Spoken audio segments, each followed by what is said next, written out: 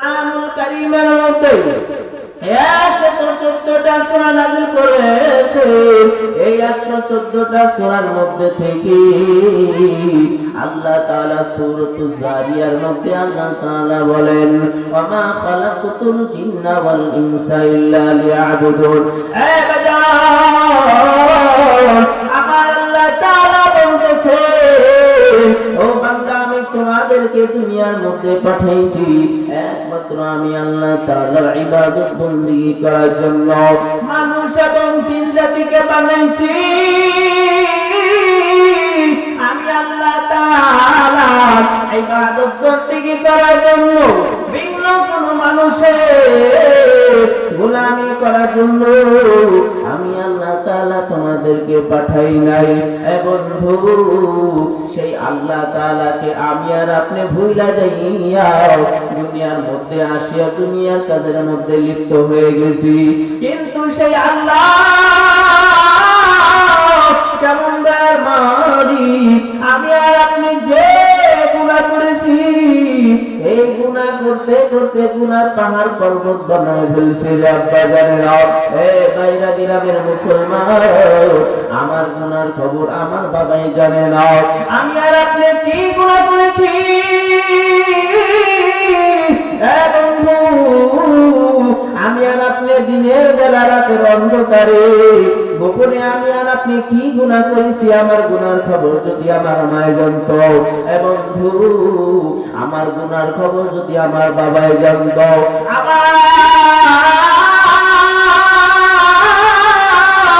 গুনার খবর যদি গ্রামের মেম্বার সব জানতো, আমার গুনার খবর যদি আমার বন্ধুরা জানতো, বাজান রে, আমাকে বাড়ি থেকে আমার বাবা মা তারা দিত।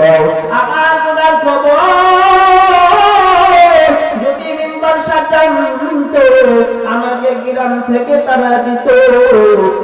বন্ধু বাবা, আমার আল্লাহ তাআলা কেমন দয়ার মালিক, কেমন দয়ার রব। আমার আল্লাহ তাআলা গুনার খবর জানার পরেও আমার আল্লাহ তাআলা বলেন, বান্দা,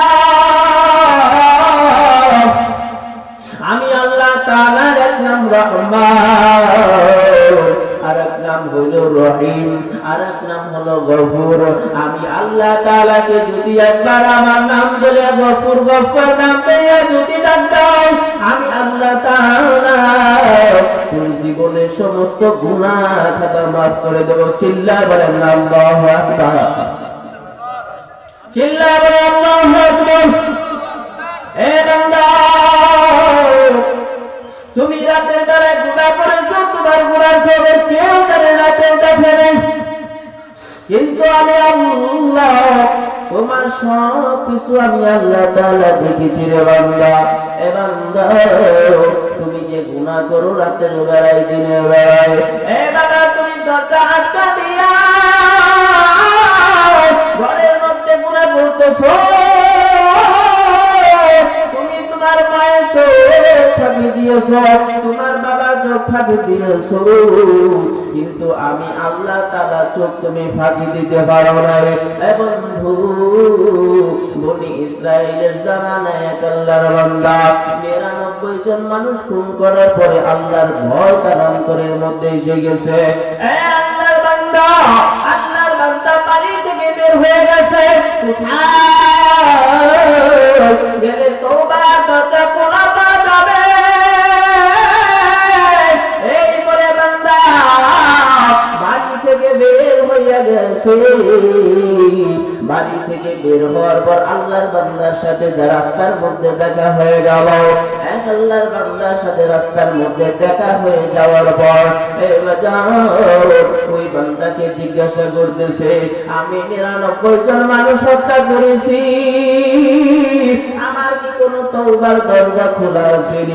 আল্লাহর বান্দা কয়, না না না, তুমি ৯৯ জন মানুষ হত্যা করেছো, তোমার তওবার দরজার খোলা নাই। ওই কি করা যায়, কি করা যায়? ওই বান্দার অন্তরের মধ্যে এক বড় ব্যথা রাইগা গিয়া ওই আল্লাহর বান্দাকে হত্যা করে ফেললো। ১০০ জন হত্যা করার পরে আল্লাহর বান্দার অন্তরের মধ্যে শান্তি নাই। কোথায় গেলে আল্লাহর কাছে মাফ চাইব, আল্লাহ তাআলা আমাকে মাফ করে দিবে।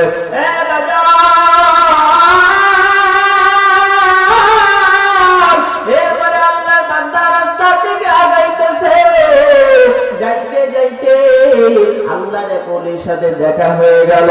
আল্লাহর ওলিকে বলতেছেন, ও আল্লাহর ওলি, আমি 100টা খুন করেছি, আমার তওবার দরজা খোলা আছে।